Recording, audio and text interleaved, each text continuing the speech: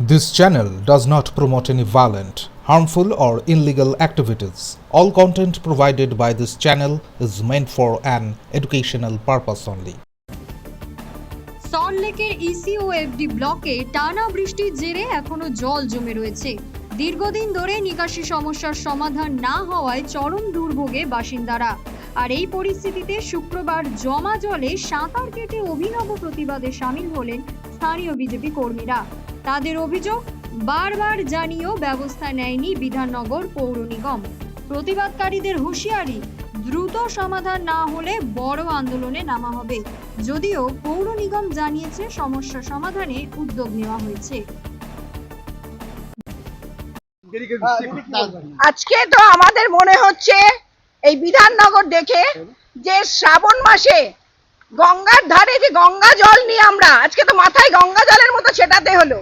শ্রাবণ মাসে শিবের মাস, সেখানে গঙ্গায় যেতে পারছি না, মনে হচ্ছে দুয়ারে গঙ্গা, আজকে দুয়ারে নদী।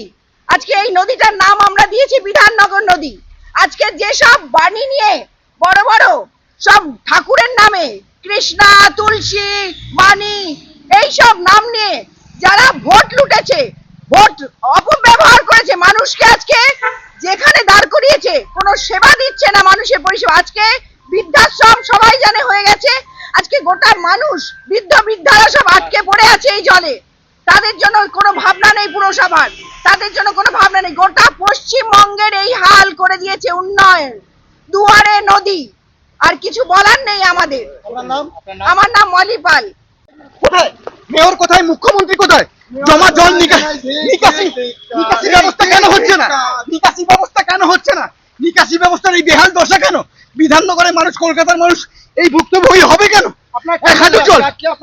সাঁতার দেখছে না, সুইমিং কস্টিউম, আর সাঁতার যাওয়ার দরকার নেই, এইখানে সব সাঁতার কাটবে।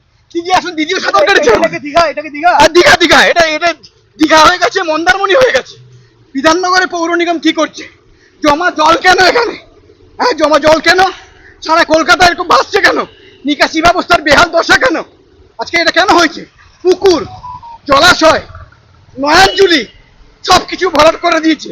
বাস্তুতন্ত্র, ইকোসিস্টেমটাকে এই সরকার তলানিতে ঠেকিয়ে দিয়েছে। এই জন্য সুইমিং পুলে আর যাবো না। এইখানে আমরা দিদি, আমরা সবাই মিলে বিজেপি যুব মোর্চার পক্ষ থেকে আমরা সাঁতার কাটলাম।